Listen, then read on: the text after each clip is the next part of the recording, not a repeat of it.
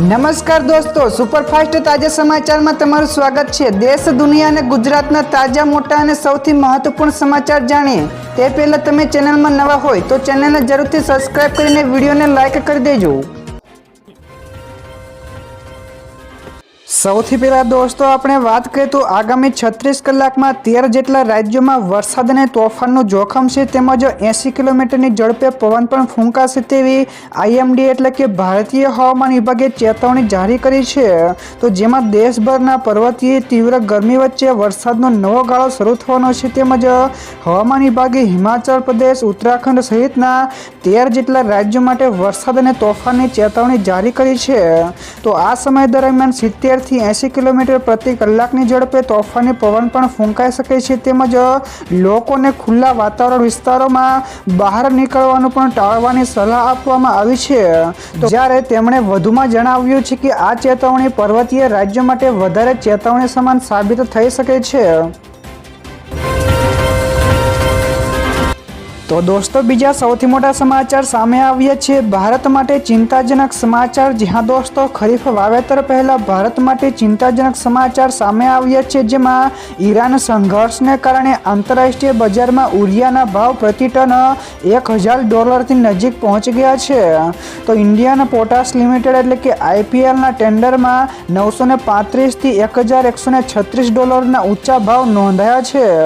તો 15 લાખ ટન આયાત સામે 32.9 લાખ ટનની ઓફરો મળી છે। તો યુદ્ધને લીધે સપ્લાય ચેન ખોરવાતા ખેતી ખર્ચ વધવાની પણ ભીતિ છે, જે ખેડૂતો માટે મુશ્કેલી સર્જી શકે છે। તો દોસ્તો ત્યાર પછી આગળ વધુ એક સૌથી મોટા સમાચાર મળ્યા છે, હીટવેવની ચેતવણી। તો ગુજરાત સહિત 12 જેટલા રાજ્યોમાં તાપમાનનો પારો 42 ડિગ્રી સેલ્સિયસને પાર જશે। જ્યાં દોસ્તો દેશમાં વેસ્ટર્ન ડિસ્ટર્બન્સના અભાવે ગરમીમાં સતત વધારો થઈ રહ્યો છે। તો હવામાન વિભાગે ગુજરાત, મહારાષ્ટ્ર અને તેલંગાણા સહિતના 12 જેટલા રાજ્યોમાં લૂનું એલર્ટ જારી કર્યું છે। તો દિલ્હીમાં પારો 42 ડિગ્રી સેલ્સિયસ અને મધ્ય ભારતમાં 44 ડિગ્રી સેલ્સિયસ સુધી પહોંચવાની શક્યતા છે। તો માત્ર હિમાલયી વિસ્તારોમાં 16 થી લઈને 19 એપ્રિલ દરમિયાન હળવા વરસાદની આગાહી છે, જ્યારે મેદાની વિસ્તારોમાં અસહ્ય બફારો તેમજ ગરમી માટે લોકોને પરેશાન કરશે।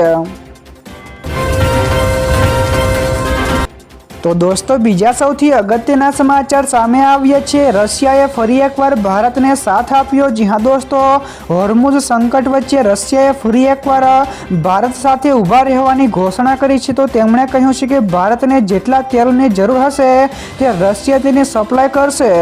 તો ભારતમાં રશિયન રાજદૂત ડેનિસ અલિપોવે કહ્યું છે કે ભૂ રાજકીય પરિસ્થિતિ ભલે ગમે તેવી હોય, પરંતુ અમારી સપ્લાય જારી રહેશે।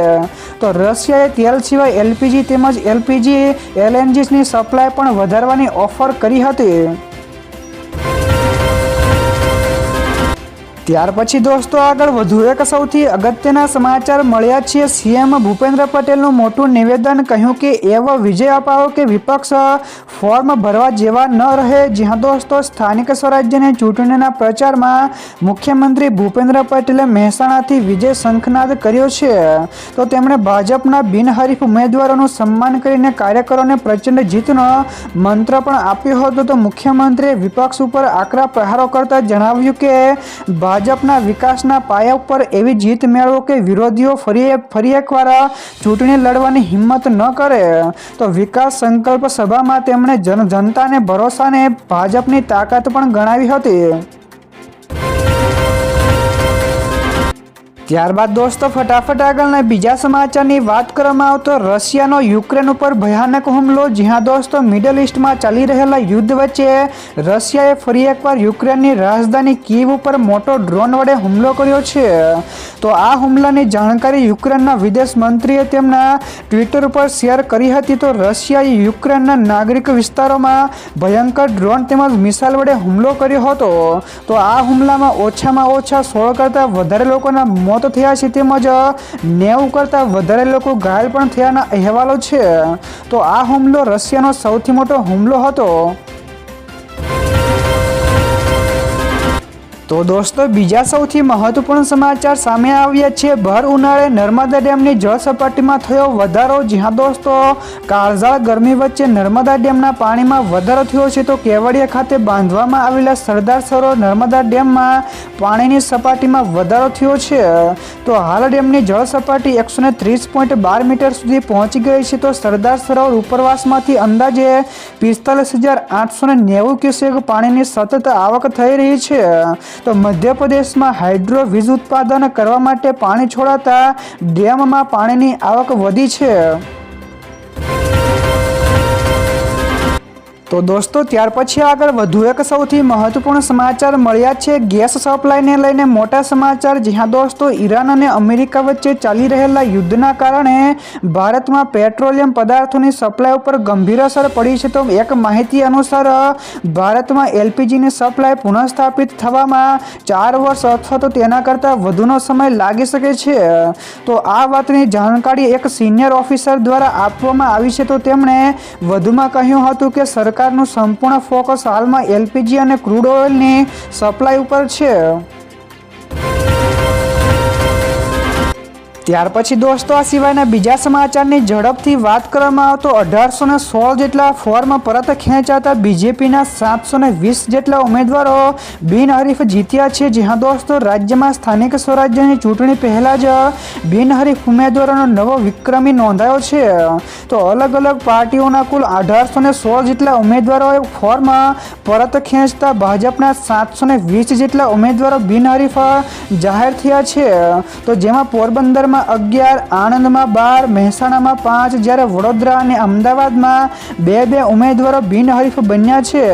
તો હવે કુલ 8,817 બેઠકો માટે 24,368 જેટલા ઉમેદવારો મેદાને છે.